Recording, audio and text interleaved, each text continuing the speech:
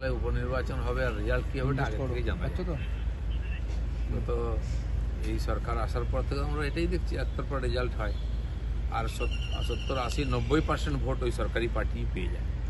তো সেজন্য এর নতুন কিছু চিন্তা ছিল না। একটা সিট আমাদের ছিল মাদারিহাট, যেটা সেটা আমরা লড়াই দিয়েছি, আশা ছিল যে একটু ভালো রেজাল্ট হবে, সেটা হয়নি।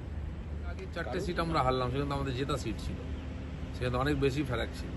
এইভাবেই ভোট হয়, এখানে ভোট করানো হয়। সরকার, তার পুলিশ, তার প্রশাসন, গুন্ডা, লোকে ভয়ে ভোট দিতে যায় না। সীতাইতে আমি গেছিলাম, ওরা বলছিল ভোট দিতে পারবো তো, আমরা বেরোবো কি না, তো এই ধরনের প্রশ্ন থাকে বলে একতরফা ভোট হয়। তো সেখানে অন্য কিছু আশা করা যায় না। আমাদের টিকিট অন্য জায়গায় দেওয়া হয়েছে, ওনাকে টিকিট দেওয়া হয়নি, মন্ত্রী ছিলেন। তো স্বাভাবিক মনে সবার কিছু ক্ষোভ বিক্ষোভ থাকেই, কিন্তু যে পার্টির নেতা বানিয়েছে সেই পার্টির স্বার্থ তো সর্বোপরি।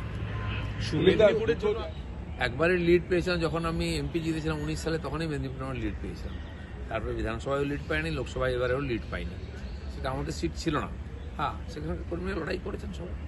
জিতে গেলে তখন কি হয়? মহারাষ্ট্রে এরকম ল্যান্ডস্লাইড জিতে যেতে এটা কি বলবেন? তো জিতে গেছেন, তখন তো বলার সুযোগ আছে, বলে নিন। মহারাষ্ট্র তাদেরকে বড় ভাইয়ের গুরুত্ব দিয়েছিলাম, একসময় তাদের মুখ্যমন্ত্রী ছিল, তো তাদের সঙ্গে পরবর্তীকালে আলাদা লড়লাম আমরা। তারপরে তখন আমরা এগিয়েছিলাম, একসঙ্গে লড়েও আমরা এগিয়েছিলাম, তারা বিশ্বাসঘাতকতা করেছিল আমাদের সঙ্গে। তো যাদের সঙ্গে শত্রুতা করে জন্ম থেকে তাদের সঙ্গে হাত মিলিয়ে কেবল ক্ষমতার জন্য চলে গেছিল।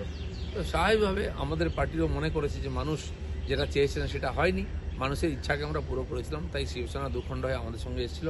আর যেটা এসছে ওটাই যে আসল শিবসেনা নির্বাচনের প্রমাণ হয়ে গেছে। জিত পোলেও সেরকম এসেছিল, কিন্তু হয়নি, যে কোনো কারণে হোক।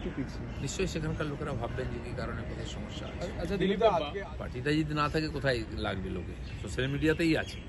তারা যেভাবে বাংলার সাধারণ মানুষের সঙ্গে বিশ্বাসঘাতকতা করেছেন, আরজিকর আন্দোলন নিয়ে যেভাবে বিপদগামী করে মমতা ব্যানার্জিকে বাঁচাবার চেষ্টা করেছে, এই জিনিসটা সাধারণ মানুষ ক্ষমা করবেন, এটা এক্সপোজ হয়ে গেছে। সেটারই কি প্রতিফলন?